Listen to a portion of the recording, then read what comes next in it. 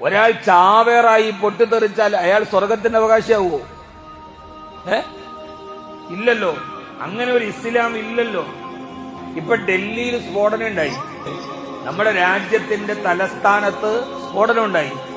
ആ സ്ഫോടനം ഉണ്ടായതിൽ ഇന്ന് റിപ്പോർട്ടുകൾ ശരിയാണെങ്കിൽ MBBS പഠിച്ച അഭ്യസ്ത വിദ്യരായ ഡോക്ടർമാരാണ് അതിന്റെ പുറകിലുള്ളത്.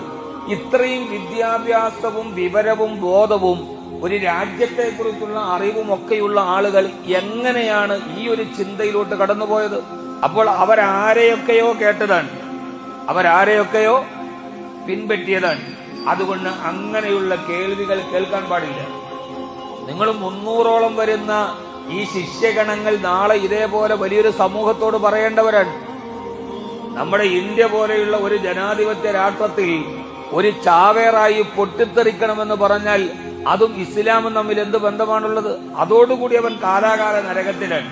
ഇസ്ലാം എന്ന് പറയുന്നത് എത്രമേൽ പ്രയാസങ്ങൾ ഉണ്ടായാലും ആ പ്രയാസങ്ങളുടെ മുകളിൽ ക്ഷമയോടെ ജീവിക്കുന്നതിനാണ് മുസ്ലിം എന്ന് പറയുന്നത്.